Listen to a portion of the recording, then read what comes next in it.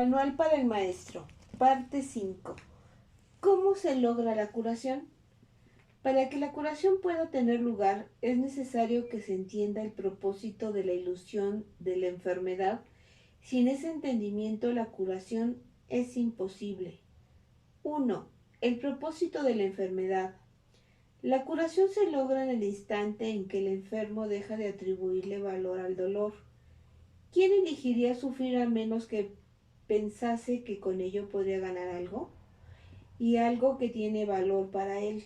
Indudablemente cree que está pagando un precio módico por algo de mayor valor, pues la enfermedad es una elección, una decisión.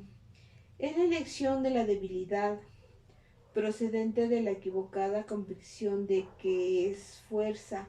Cuando esto ocurre, se ve la verdadera fuerza como una amenaza a la salud, como algo peligroso. La enfermedad es un método concebido en la locura para sentar al Hijo de Dios en el trono de su Padre. A Dios se le ve como algo externo, poderoso y feroz, ansioso por quedarse con todo el poder para sí mismo.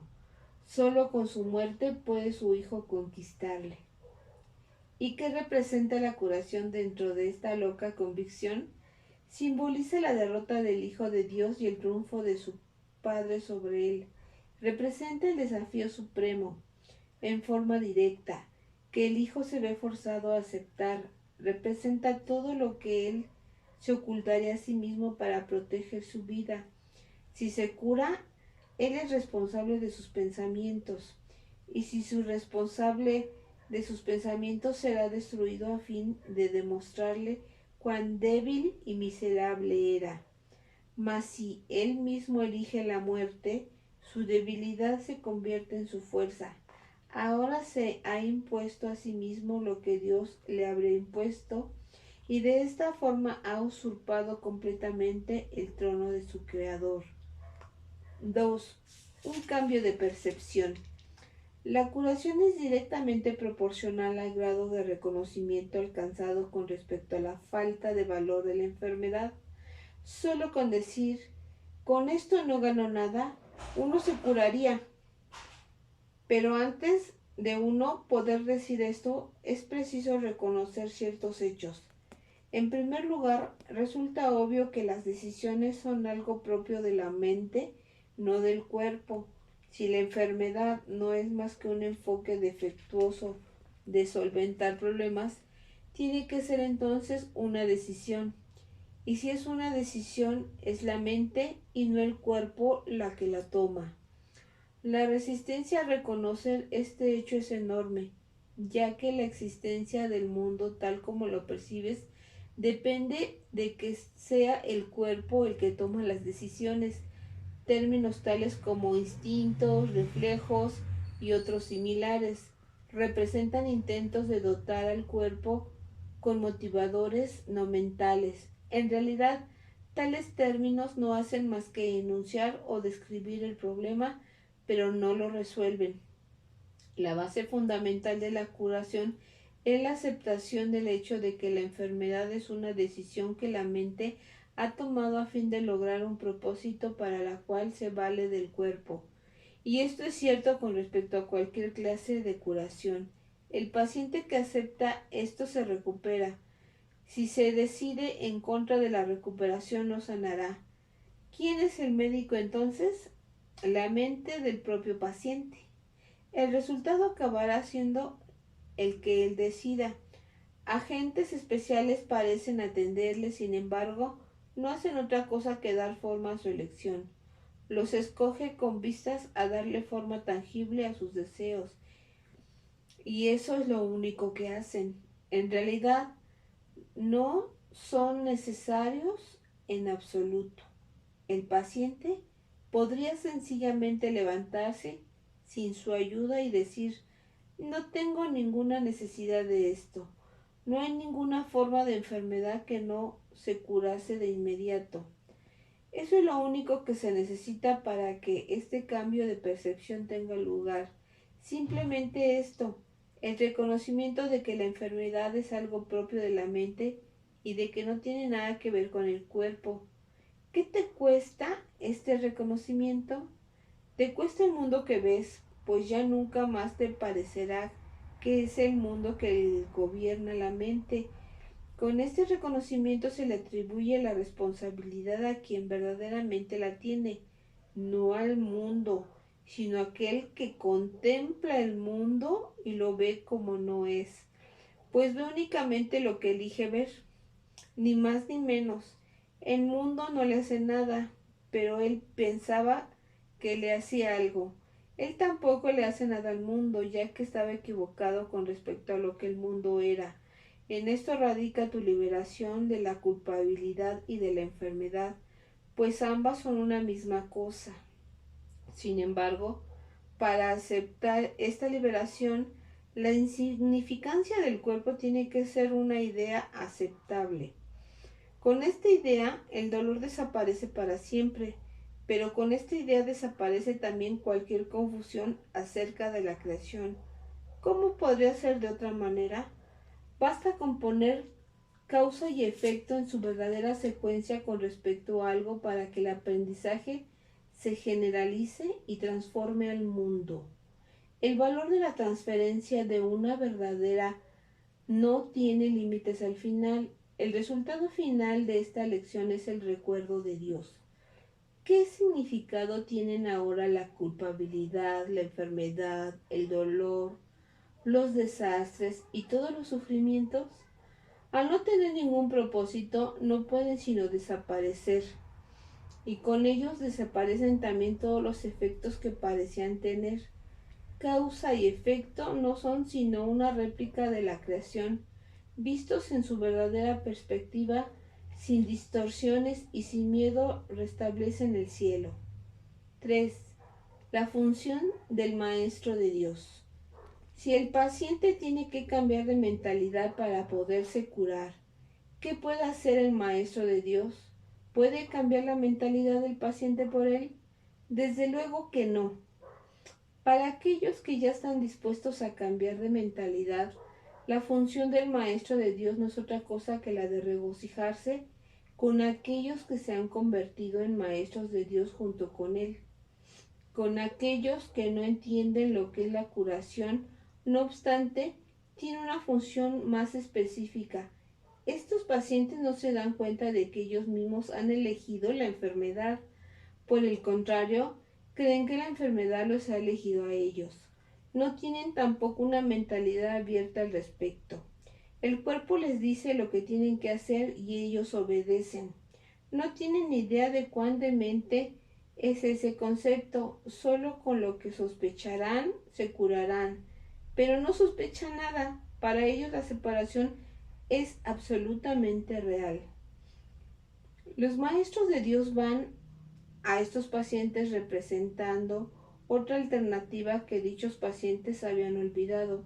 La simple presencia del Maestro de Dios les sirve de recordatorio. Sus pensamientos piden el derecho de cuestionar lo que el paciente ha aceptado como verdadero. En cuanto que mensajeros de Dios, los maestros de Dios son los símbolos de la salvación, le piden al paciente que perdone al Hijo de Dios en su nombre. Representan la alternativa. Con la palabra de Dios en sus mentes vienen como una bendición, no para curar a los enfermos, sino para recordarles que hay un remedio que Dios les ha dado ya. No son sus manos las que curan, no son sus voces las que pronuncian la palabra de Dios, sino que dan sencillamente lo que se les ha dado y exhortan dulcemente a sus hermanos a que aparten de la mente. He aquí, Hijo de Dios, lo que la vida te puede ofrecer.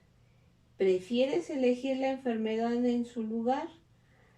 Los maestros de Dios avanzados no toman en consideración ni por un instante las formas de enfermedad en las que sus hermanos creen.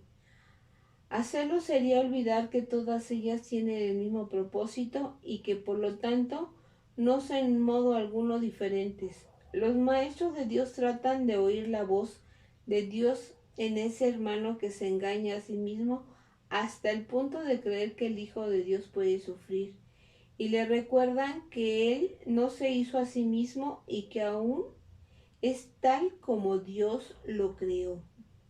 Los maestros de Dios desconocen que las ilusiones no pueden tener efectos. La verdad que se encuentra en sus mentes se extiende hasta la verdad que se encuentra en las mentes de sus hermanos, y de este modo no refuerzan sus ilusiones. Así éstas se llevan ante la verdad no se lleva ante ellas, y de esta manera se disipan, no por medio de la voluntad de otro, sino por medio de la única voluntad que existe en unión consigo misma. Esa es la función de los maestros de Dios, no ver voluntad alguna separada de la suya, ni la suya separada de la de Dios. Parte 6. ¿Tiene siempre lugar la curación? Sí, la curación siempre tiene lugar. Es imposible dejar que las ilusiones se lleven ante la verdad y al mismo tiempo conservarlas. La verdad demuestra que las ilusiones no tienen ningún valor.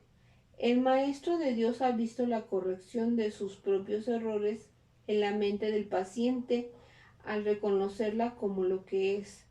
Al haber aceptado la expiación para sí mismo, también la ha aceptado para el paciente. ¿Qué ocurre, sin embargo, cuando el paciente usa la enfermedad como una forma de vida, creyendo que la curación es el camino a la muerte? Cuando esto ocurre, una curación repentina podría ocasionar una aguda depresión y una sensación de pérdida tan profunda que el paciente podría incluso tratar de destruirse a sí mismo. No teniendo nada por lo que vivir, podría incluso pedir la muerte. Por su propio bien, pues, la curación tiene que esperar. La curación se hará a un lado siempre que pueda percibirse como una amenaza. El instante en el que se da la bienvenida, ahí está. Donde quiera que se haya ofrecido una curación, ésta se recibirá. ¿Y qué es el tiempo ante los regalos de Dios? Nos hemos referido en muchas ocasiones en el texto a los tesoros que se ofrecen equitativamente, tanto para el que da los regalos de Dios como para el que los recibe. Ni uno solo se pierde, pues solo puede multiplicarse. Ningún maestro de Dios debe sentirse decepcionado si, habiendo ofrecido una curación, parece como si ésta no se hubiese recibido. No es su función juzgar cuando debe aceptarse su regalo. Que tenga por seguro que ha sido recibido y que no ponga en duda que será aceptado cuando se reconozca que es una bendición y no una maldición. La función de los maestros de Dios no es evaluar el resultado de sus regalos. Su función es simplemente darlos. Una vez que los han dado también el resultado, puesto que ello es parte del regalo. Nadie puede ir si está preocupado por los resultados de lo que da. Eso sería limitar lo que da, y en ese caso ni el que da ni el que recibe dispondrían del regalo. La confianza es parte esencial del acto de dar. De hecho, es parte que hace posible el compartir, la parte que garantiza que el dador no ha de perder, sino que únicamente ganará. ¿Qué sentido tiene que alguien dé un regalo si luego se queda con él para asegurarse de que sea usado como mejor le parezca a él? Eso no es dar, sino subyugar. Haber abandonado toda preocupación por el regalo de lo que es que hace que sea verdaderamente dado, y lo que hace posible dar de verdad es la confianza. La curación es el cambio de mentalidad que el Espíritu Santo procura que tenga lugar en la mente del paciente, y es el Espíritu Santo en la mente del donante quien le da el regalo a él. ¿Cómo podría perderse? ¿Cómo podría ser ineficaz? ¿Cómo podría haber sido en vano? Las arcas de Dios jamás están vacías, y si les faltase un solo regalo, no estarían llenas. Dios garantiza, sin embargo, que las arcas están siempre rebosantes. ¿Por qué habría de preocuparse entonces un maestro de Dios por lo que sucede con sus regalos? Al ser Dios quien se los da a sí mismo, ¿quién iba a dejar de recibirlo todo en este intercambio santo?